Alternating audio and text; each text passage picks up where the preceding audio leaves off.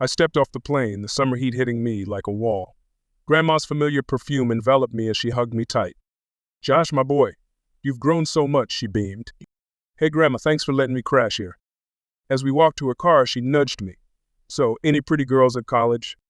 I forced a laugh. "You know me, Grandma, always playing the field." She winked.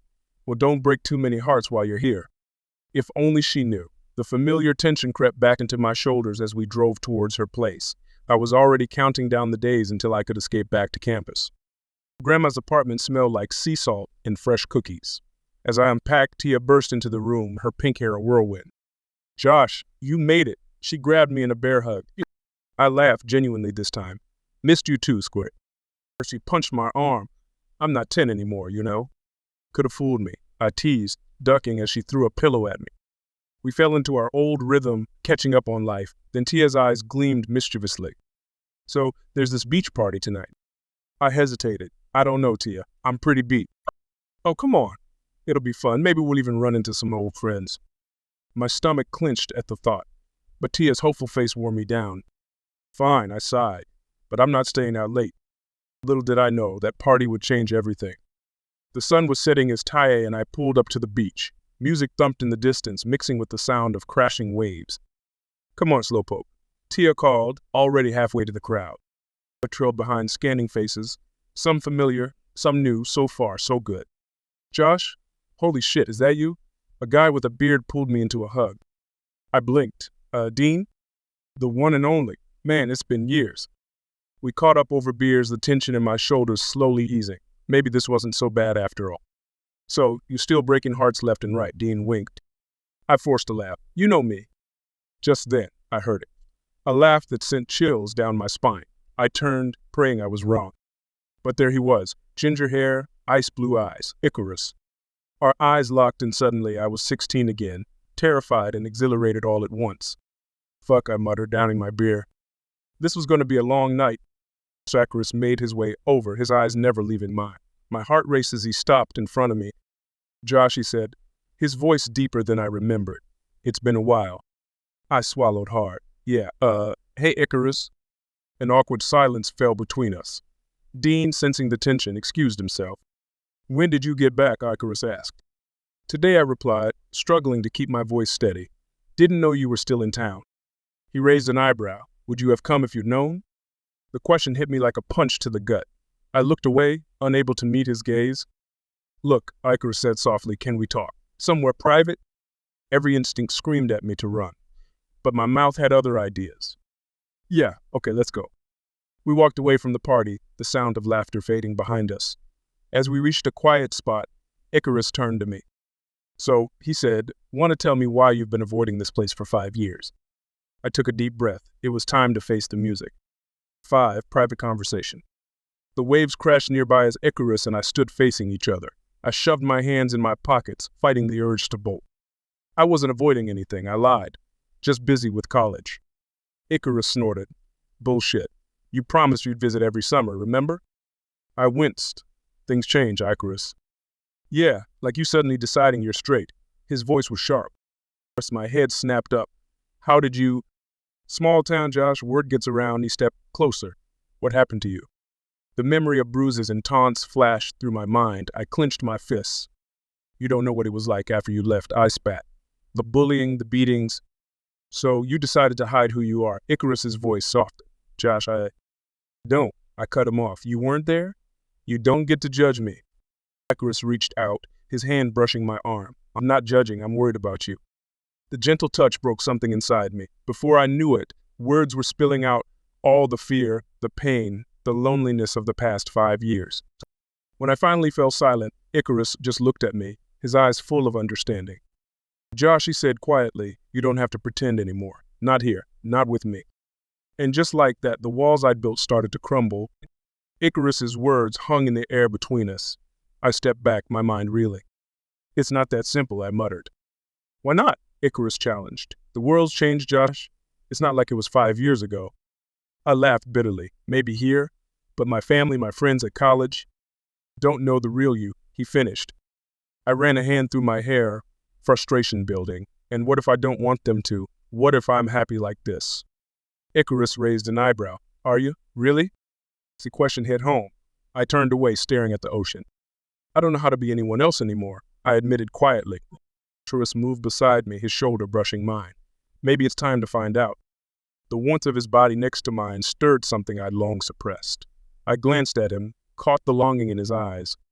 Icarus, I started, but he shook his head. Let's get out of here, he said. My place isn't far. We can talk more there. Every instinct screamed this was a bad idea. But as we walked to his car, I couldn't bring myself to care. The facade was cracking, and I was terrified of what might emerge. The drive to Icarus's place was silent, tension thick in the air.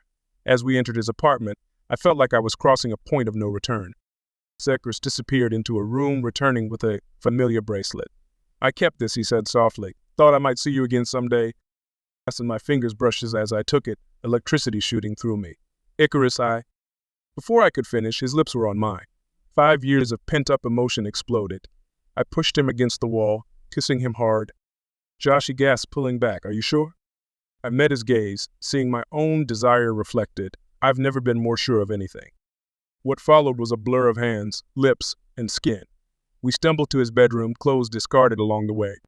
After, lying tangled in his sheets, I felt a peace I hadn't known in years. What happens now? Icarus asked, tracing patterns on my chest. I sighed. I don't know, this doesn't magically fix everything. He propped himself up on an elbow. No, but it's a start. You can't keep living a lie, Josh. I knew he was right. The thought terrified me, but for the first time, it also felt like freedom.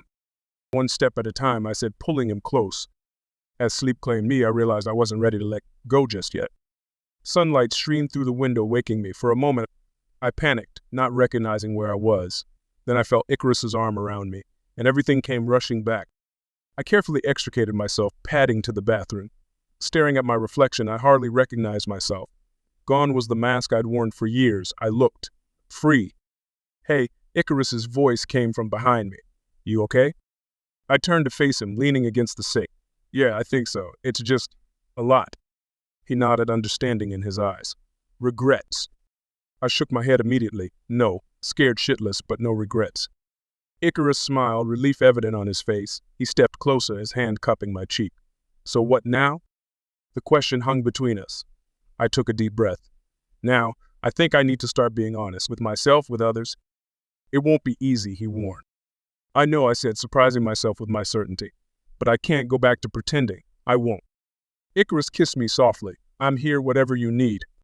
As we made our way to the kitchen for coffee, I felt lighter than I had in years. The road ahead was daunting, but for the first time I was ready to face it. Over coffee, reality started to set in. My phone buzzed, a text from Tia asking where I disappeared till last night. Shit, I muttered. What do I tell her? Icarus squeezed my hand. The truth? I stared at the phone, heart racing. I don't know if I'm ready for everyone to know. Then start small, he suggested. Tell Tia, she loves you, Josh, she'll understand. I nodded, typing out a message asking her to meet me at the beach later. As I hit send, another text came through, from my mom, asking how the visit was going. My finger hovered over the call button. Icarus watched me, silent but supportive. I have to tell them, I said, voice shaking. My family, I can't keep lying. Icarus nodded. When you're ready. I took a deep breath and pressed call. Mom's cheerful voice answered, asking about Grandma and the weather. Mom, I interrupted, my voice cracking. There's something I need to tell you. It's important. There was a pause. Josh, what's wrong, honey? I looked at Icarus, drawing strength from his encouraging smile. Nothing's wrong, I said. I'm finally being honest about who I am. As I started to explain, Icarus held my free hand, anchoring me. Whatever came next, I wasn't alone anymore. The afternoon sun warmed my face as I waited on the beach. My conversation with Mom had been intense, but she'd listened, and that was more than I'd hoped for. I spotted Tia approaching, her pink hair unmistakable. She plopped down beside me, eyeing me curiously. All right, Spill, where'd you vanish to last night? I took a deep breath. I was with Icarus. Her eyebrows shot up. Icarus, as in your old crush Icarus. I nodded, surprised. You knew? Tia rolled her eyes. Please. I've known since we were kids. Relief washed over me. Tia, I'm gay. I've been hiding it for years, but I can't anymore. She hugged me fiercely. About damn time you admitted it. I'm proud of you, Josh. Tears pricked my eyes. Thanks, Squirt. As we talked, I felt the weight of years lifting. There was still so much ahead, telling Grandma, facing my friends back at college, but for the first time, I felt ready to face it all. My phone buzzed, a text from Icarus. Dinner tonight? I smiled, typing back a quick yes. Tia nudged me, so you and Icarus, huh? I grinned, feeling truly happy for the first time in years. Yeah, me and Icarus. As we walked back, I realized this summer wasn't an ending. It was a beginning, my chance to finally live as my true self.